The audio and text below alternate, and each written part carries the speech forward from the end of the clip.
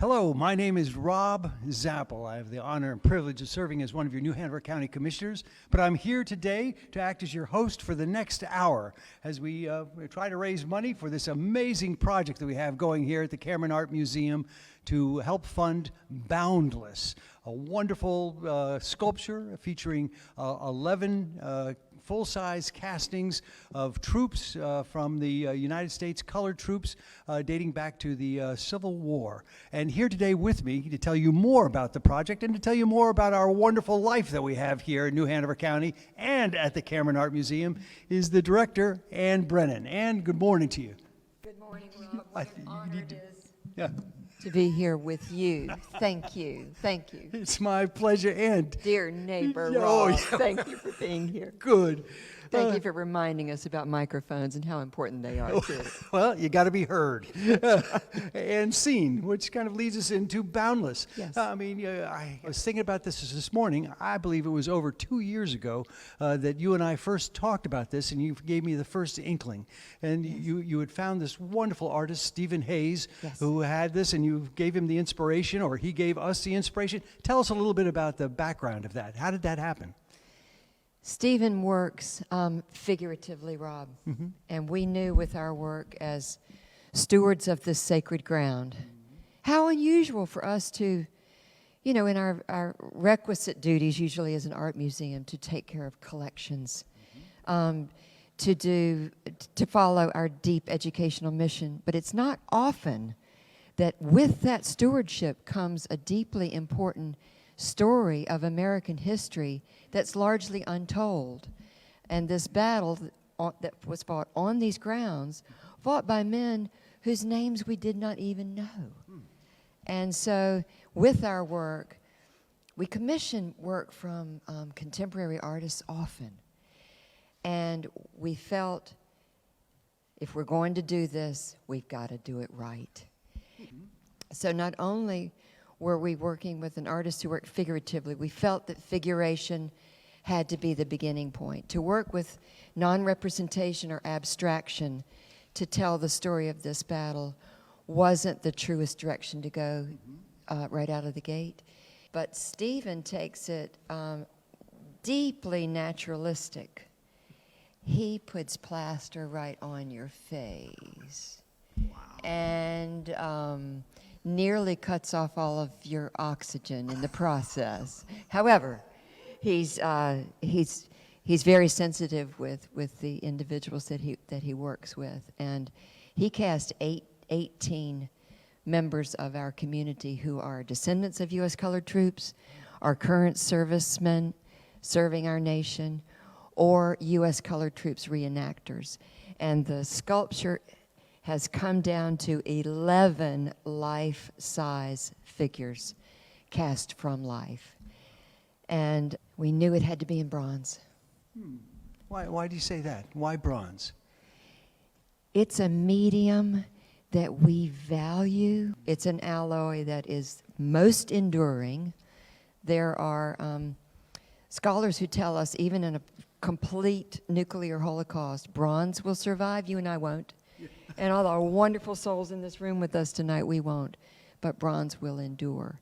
And also, it speaks of prestige and value. And we chose not to render the effigy of one USCT. It's 3 ranks of men marching 3 abreast. And then the drummer is breaking out in full 3 dimension. And in front of the drummer is the color bearer. That's fantastic. And will we put that into one of the galleries, or will it be placed on the grounds? Where will it be placed for people to see? That's a great question, Rob. Bronze can endure outside. And we want this accessible to everyone. This will be installed right outside, and it will be installed on Federal Point Road, which is the only living vestige of the very path that led from here all the way to Fort Fisher. So all the work on this is being done not only by a North Carolina-based artist, Stephen Hayes, but is also being cast here as well, all North Carolina. Yes. Can you fill in a little bit there, Ann? We have one of the preeminent foundries here in North Carolina, didn't know Rob. that, It's yeah. in Seagrove, North Carolina, just up the road where the clay is so rich. Yeah. And from the plaster castings that Stephen wrought from these men, that's being interpreted in positives and negatives, including clay and basically a process that has not altered considerably in 6,500 years. Oh, my stars. It's a lost wax technique. God. And it just deeply grounds the importance of this work. Yeah. It's a story about fire, Rob. Yeah. Molten bronze, for it to pour accurately, has to be 2,100 degrees. And so these master craftsmen up the road, they're managing crucibles of that molten bronze. And it causes us to think of the fire within the hearts of these men fighting for their very freedom and their families' freedom.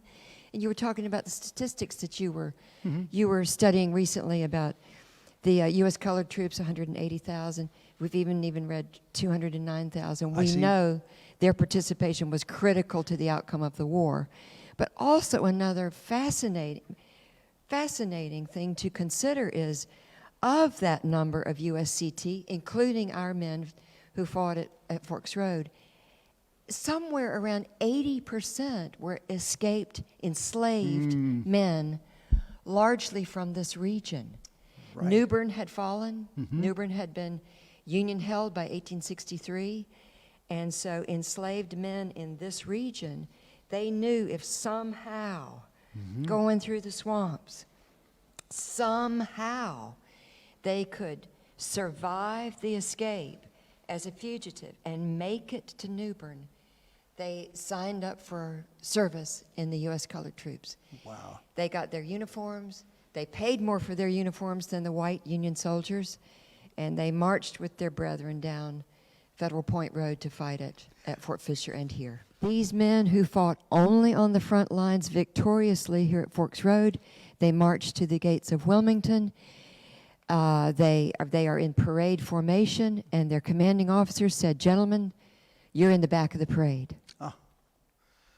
Ouch. So we keep. Wow. So these men that we're commemorating, that we now do know their names of, their names are going to be inscribed on this sculpture. They marched all the way from Fort Fisher after the second battle that was decisively victorious, January 1865.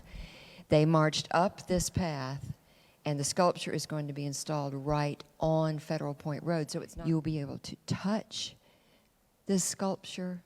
You'll be able to stand by it. You'll be able to touch the inscribed names. And it's time, Rob. It's time we know their names. It's time that we touch them. It's time that we have the recognition of the importance of their lives, a re-knowing of our own story. This is so exciting, and the way you've described it is incredible. But let's let the people out there know how they can help us. Yes, bronze is very expensive. Great. Yes.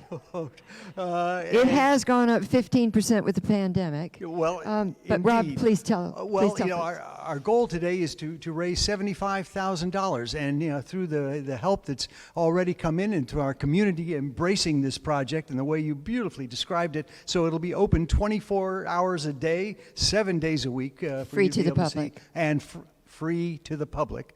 What you can do is you can pick up the phone and you can make a pledge or a donation. No amount is too small.